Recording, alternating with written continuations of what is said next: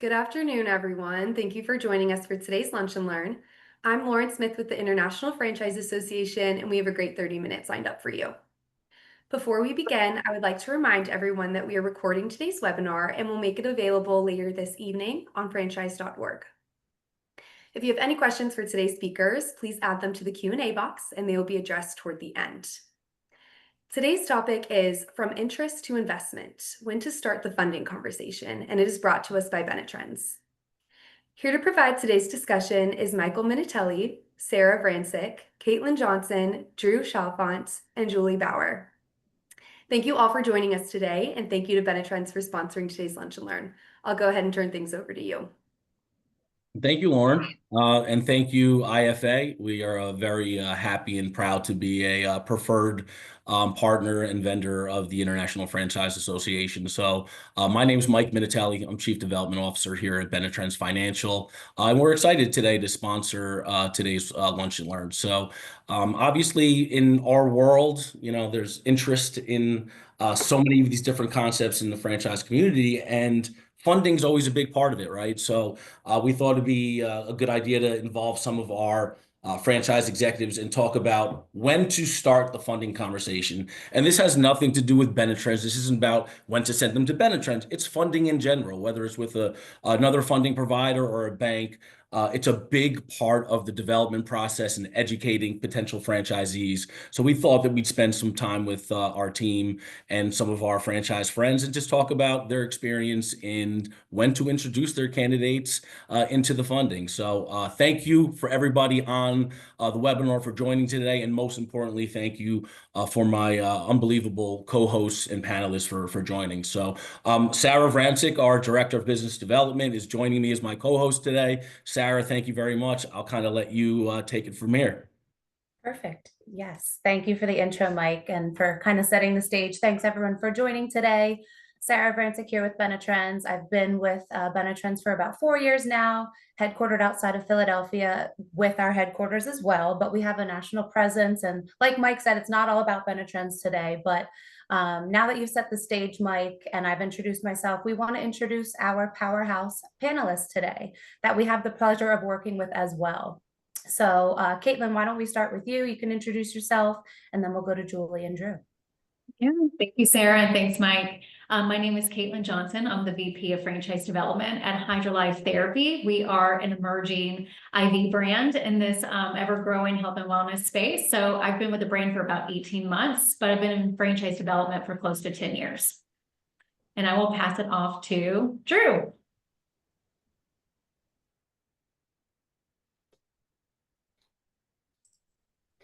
Appreciate it, Kaitlin. My name is Drew Chalfant. I'm the Chief Operating Officer at FranDevCo. We are a very aptly named franchise development company or franchise sales organization. We represent 13 different franchisors, helping them do safe, smart, responsible, yet accelerated franchise development, adding franchisees across the country, and then also making sure that they have everything they need from an operational standpoint to quote unquote raise the kids after we do franchise development for them.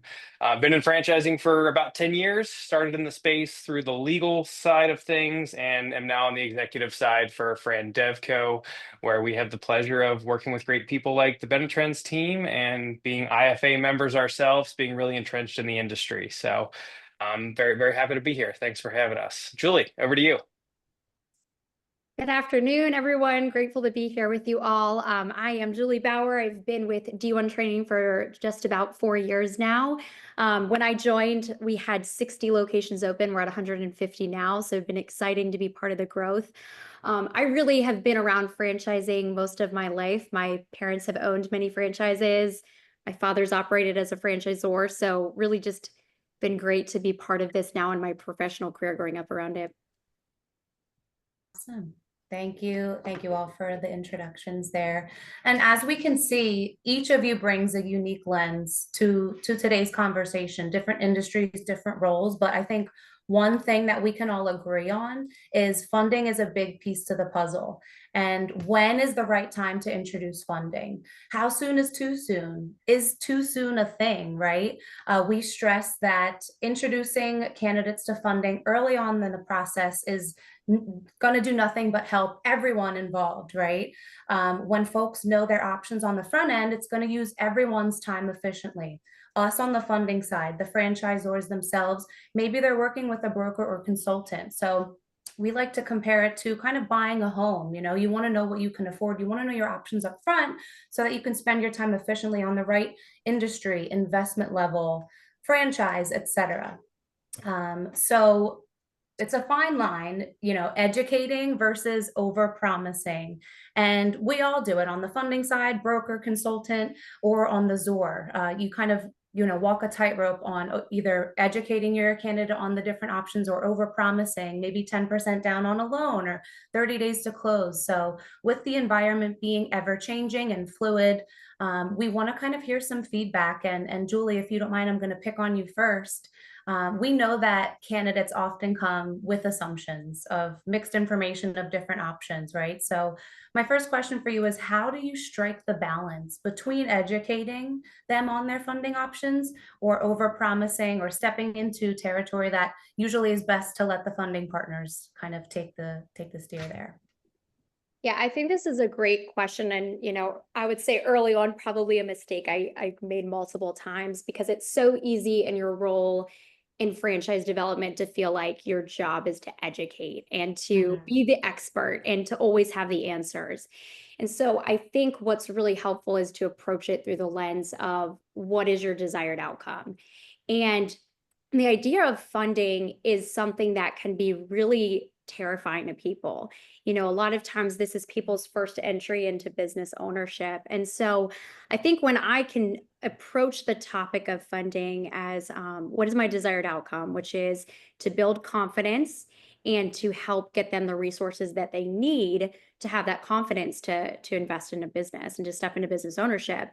So when I look at it through that lens, I really see my role as giving the confidence to that candidate. And what I mean by that is speaking with authority and being able to educate in terms of what do we see a lot, right? Helping that candidate know the common things that we see for funding, whether it's an SBA or a rollover, but more speaking at a very high level where I can give confidence that this is not scary. This may be your first time doing it, but we've done it hundreds of times. And to me, I think that that's the big thing as far as my role is bringing in the confidence and then pairing that with the resources, which is where, you know, people like yourself, Sara, come in. And I think that that's great when you're able to approach it from my job is to educate you, build the confidence, and then hand you over to somebody that can actually give you the details and the facts. And I just find that when I step in from a framework of authority, that goes so much further than me telling them how much they're going to put down on a loan. I mean, that's just so much more powerful to give people the confidence to be able to take that next step. I love that. Yeah. And I think we're driving home confidence, right? That word, that term, and confidence helps people move through the process too. No one's going to move forward if they're not confident in the brand, but also in the funding, right? It kind of all goes hand in hand. So I love that you kind of, you know, add that foundation of confidence when introducing them to the funding. It just adds more credibility to everybody, right? I mean, this whole process is scary for people, right? And I think fear is one of the biggest reasons why on the development side, you guys probably have to overcome. And I think a big section of that fear is probably the financial ramifications and aspects. So the sooner you can give them confidence, like, oh, wow, there are options. I didn't realize I can leverage my retirement account or what the rates were for SBA. I think the sooner they have that conversation and realize they can do it, the better it is for all parties involved. Absolutely. One more question for this slide, Kaitlin. I'm going to pick on you next. As you know, representing the franchisor, when do you typically prepare candidates for funding? Is it after the first conversation? Is it after the third? It better not be after Discovery Day, but I'll let you answer that. Yes, it better not be after confirmation day for sure. So I think that there's two different scenarios that as developers we need to prepare for. There's the organic leads that you're responsible for guiding them from, you know, the pre-qualification call all the way through. And then you have franchise consultant leads as well, which those are relationship-based referrals. We want to take care of them. And there's a lot of gray areas with those type of leads, because we understand that some consultants have their preferred lending partner and account representative. And so who's owning that process is a big one. So, but I would say what I would prefer is, if it's an organic lead, hey, as soon as we're done with that introduction call, seems like this could be a really great fit for you, for us to have confidence that this would be a good fit and that we can push this forward. And I'm going to go ahead and introduce you to my friends at Benetrends. Listen, it's low pressure. They're just there to educate. They're the experts, so they can guide you through all of your options. And then with the consultant referrals, working with that consultant, like, hey, how can I best support this candidate? Do you plan to introduce them at some point? Is it okay if I recommend that they start this after the introduction call? Because also, this is a mutual evaluation process. As much as we want that candidate to choose us, they also need to understand that they need us to want to choose them too. And so for them to initiate conversations and get really serious about funding early on is a great indicator that this is going to be a great partner in the future. So them waiting too long, or that they're nervous to start these conversations, I actually kind of view that as, kind of an orange flag, like, we need to get more serious about this. So I think there's two different scenarios that we need to be prepared for. Totally. Yeah, I love that. And I love that you started talking about consultants and brokers. We have a full slide dedicated to that in a little bit, so we can dive in a little bit deeper, because they are different, right? So great. Okay, awesome feedback. So moving into common pitfalls to avoid. Drew, don't get too comfy. I'm going to pick on you next here, but Sure. We've stressed enough that, not looping funding in early enough is just not it. It's not the way to go. The earlier, the better. Kaitlin, you kind of touched on this. We're not here to scare anyone away. We like to be casual and educational so that everyone knows their options. Everyone knows what's on the table. Miscommunicating loan timelines or eligibility, again, leave it up to the expert. You can kind of give a high level overview, but we are going to be the experts in navigating them through the different options. Different options have different timelines and things like that. Assuming all brands are automatically fundable. That's not the case with many different options out there. So thanks again, Kaitlin and Julie, for kind of laying that foundation. Drew, your turn here. You work with a wide variety of brands and, different stages of growth and things like that. So curious from your perspective, like, how much of a role does the franchisor play in helping the candidates understand the funding process? And like, what have you seen happen that, when they don't take the role too seriously? Yeah, I think they have, and we actually use fundability, or we use kind of an evaluation of what would be some of the roadblocks or some of the hurdles that a candidate might have to overcome in the financing process. We actually use that as part of our vetting process as to whether or not we're going to take a brand on to do their outsourced franchise development. So when we're in the dating phase with a brand, I will, Benetrends is great partners of ours in that respect. I will call Michael. I'll call the Benetrends team and say, hey, we're looking at this brand. Are there any blind spots here? Are there any red flags? Is there anything that I'm not seeing that maybe the SBA will take umbrance with a certain thing related to this concept? So they help us determine, are there going to be fundability issues for these candidates? I would recommend franchisors to almost kind of put themselves through the buying process, like get with Benetrends, get with one of the funding partners and say, hey, if I were to pretend that I am the buyer persona for this brand, or I'm an avatar for our standard franchise buyer.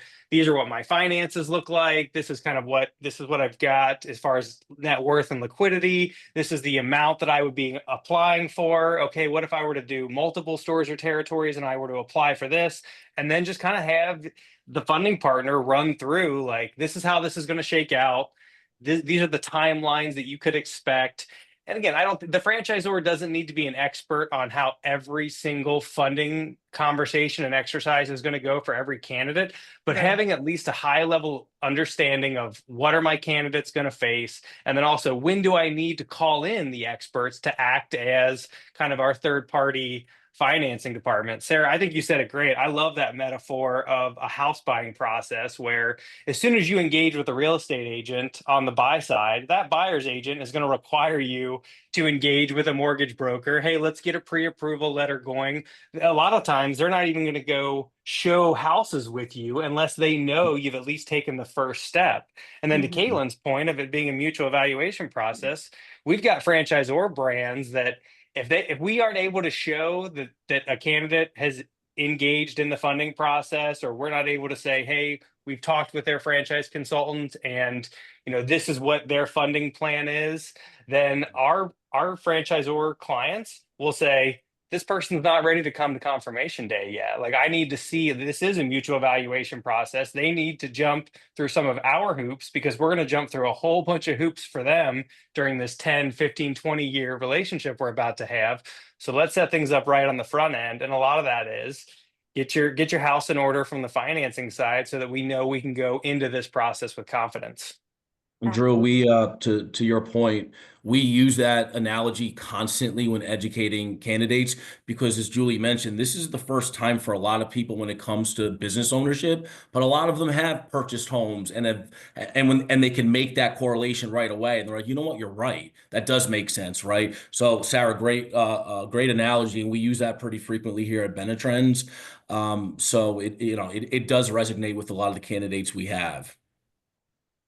And to your point, it also could kind of when the back and forth relationship between the funding provider and the franchisor or the consultant, whomever, if your candidate's not taking those next steps, you could kind of prioritize, hey, maybe this person isn't as high in the funnel as I thought because they're not doing those small little exercises on that you're painting out in the development process. So very, very great insight, Drew. And thanks, Sarah. Absolutely. Kaitlin, you mentioned this a little bit early on in the Lunch and Learn, and I think it's very, very important. I think we all love and adore organic leads and wish we could all find a way to get more of them. But our industry and our business is so heavily driven through the networks and the broker communities and third parties. And I think there is a fine line of who's kind of taking that ownership of funding. Can you talk a little bit about, how you've developed a little bit better process when working with one of the consultants or broker networks that is, representing your brand? How do you navigate that? Well, I've had to learn the hard way. I think once I made an introduction to you guys and the consultant was angry with me because it wasn't their preferred guy. And I was like, I'm sorry. So I learned the hard way that way. And then I learned the hard way that, hey, they weren't planning on owning that introduction either. Yeah. And it was way too late. And so, in the perfect world, after lots of learnings, trial and error, it's communicating early on. Hey, thanks so much for the referral. Thanks for the support of Hydralive therapy.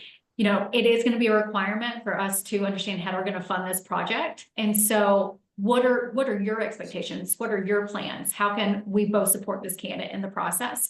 So I want to make sure that I am respecting any preferred lenders that you have, but I also have some great partners too. And so I think that that's just taking an extra step to just strengthening that relationship with the broker, because we're wanting to, again, just go the extra mile to make sure that we're supporting these people from the beginning. Yeah. Julie, how about you? Have you had similar experiences and learning curves when working with the different networks and groups? 100%. I'm laughing at that answer because it's so funny to me how half the time it's like, man, if we only would ask. And, I think that's what's so important is like, at the end of the day, everybody has different perspectives of how they see the process going, right? And I think in franchising, so much of the process is standardized. And I think sometimes we have to take a step back and be like, okay, but people have different nuances of how they handle it, and they have different things that they prefer. And it's funny, Kaitlin, because I've had similar experiences where, you offend someone and it's not your intent and you feel horrible because that wasn't what you were intending to do. But I think it just goes back to communicating. Oh my gosh, when you just pick up the phone and ask and just set those things from the onset, it just makes such a big difference. And I think that that's the part you just have to always be mindful of. Yeah, I think we all can kind of laugh because we've all had those experiences. And again, the intention's always good, but we have to realize there's, people have their preferred, people that they work with, and that's great. We want that. So, thanks for the insight, guys. Drew, I'm going to come back to pick on you. Chief Operating Officer of FranDevCo, 13 brands that that fall under your responsibility and generating a lot of interest in all the different concepts, right? You mentioned earlier that, we have a strong relationship and partnership, and I know you do with other providers, but, this doesn't always just correlate with the potential franchisee. It also correlates with the brand. Can you shed a little bit of light on how you and FranDevCo have looked at, what's the brand fundability? What are some of the, common pitfalls that a specific industry can come across? Yeah, I mean, one of the things that we often look at is what's the overall investment range, right? Yeah. Because we work with brands as large as $1 million plus, and like that's the middle of the bell curve for their item 7. We work with brands that are in that, it's $90,000 to $120,000 to get up and off the ground, and it's a very different conversation. It's a very different funding outlook with some of those kind of lower cost, lower investment franchises.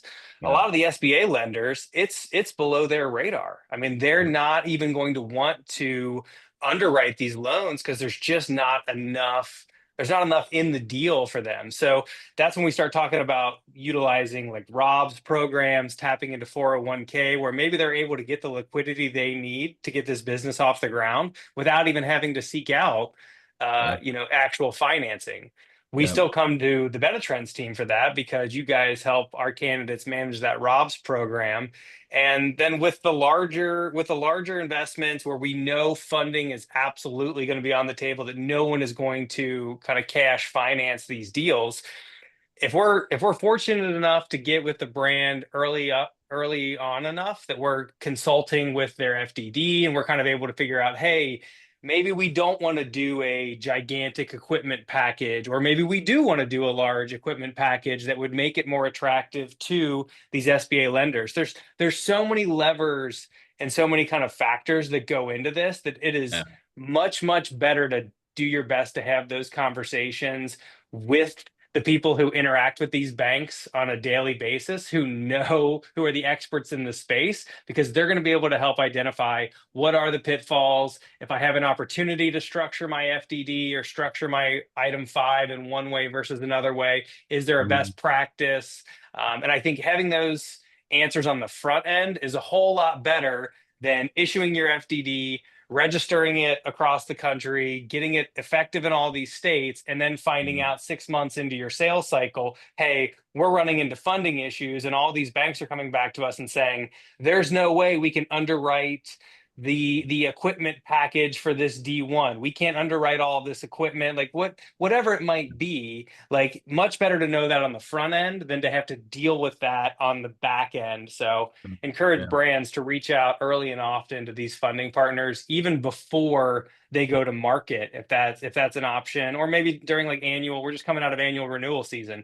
Do you want to double check with your funding partners of, hey, we ran into a few issues with financing. Is there anything you guys would recommend that would make us more attractive to the parties that we know our candidates are going to be reaching out to for their funding goals? Yeah, and Sara, thank you, Drew. Appreciate it. And Sara made a comment early on about the lending environment is constantly changing. We've all noticed there's been some changes to the SBA standard operating procedures, right? And having that information as quickly as possible through a funding provider or through the people you guys have relationship with is super helpful, right? So you can get ahead of it, so you're not last to hear about some of these changes, right? Same thing when there was the Fran data certificate, and now going back to the SBA registry. Having that information is so crucial to the brands that all of these people are representing. So again, goes back to communication, and we are a relationship-driven industry, and you're only as good as your relationships, and I think it helps everybody all around. I know we're running up on some time, and I'd like to try to find some room for questions if we have them. I think we would all agree that, educate early and often is important. This isn't a one-size-fits-all process. It's a funding provider's job to really just educate these people and let them know what their options are. I'm going to open it up to the panel. If there's anything or closing notes that you'd kind of like to leave the audience with, please feel free. I'll start real quick just to kind of piggyback off what you said, Mike. Even being introduced to funding early, it's even never too early to get pre-qualified. It's free of cost. There's no hard credit pulls. They last for 60 days. So if the investment changes, if the amount of units change, we can always revamp it, but it's always good to have that letter on the front end rather than, on a flight to confirmation day or discovery day. That's way too late. So never too early to start, and then even get pre-approved for somebody. So there was a question that just popped up, and Kelly, thank you for asking. And I think it's an important one I like to address. Do you recommend sending to one or multiple lenders? This has always been, I guess, a point of contention for people. I'll just give my personal recommendation. I usually recommend one person, unless your candidate is asking for multiple options. Have your go-to person, whether it's us, whether it's somebody else. I think that makes the most sense, because if you're involving 2 or 3 different lenders or funding providers, what can happen is if there is information that I deliver that can contradict somebody else, it can create confusion, it can create fear. Well, this person said this person said that. So unless asked by a candidate for more than one option, I always recommend one. Have the person you feel comfortable with that's strong on educating. But I do think sometimes providing it to multiple can cause confusion, and quite frankly could also delay the development process. So very good question, Kelly. And I hope that's helpful. And that's just my very humble opinion. Again, I know we're wrapping up on the last couple minutes, so I just want to put this out there. If you have any questions about the funding environment, Benetrends, this is my contact information along with Sara. Most importantly, I think Sara and I both want to thank our wonderful panelists and guests. You guys participating on this means the world to us as partners. So thank you. I think we couldn't have asked for a more experienced group of franchise executives, and we're very grateful for the partnership. And again, thank you to the International Franchise Associations. Without you guys, we're all just kind of individuals doing this on our own. So we appreciate it. Lauren, I don't know if you want to take it away, or again, we have a couple minutes for some additional closing thoughts. Yeah, thank you so much. I do see something in the chat, Mary. Yes, you will get a recording of this session today. So thank you all so much. This was excellent content and excellent feedback from all of you. We really do appreciate it. Again, this webinar was recorded, and along with the presentation deck will appear on our website early this evening. You'll be able to find that at franchise.org. Thank you very much again to Michael, Sara, Kaitlin, Drew, and Julie, and of course the rest of the Benetrends team. And again, thank you to everyone for tuning in. Have a great rest of your day and stay safe and healthy. Bye. Thank you, everybody. Thanks, everybody.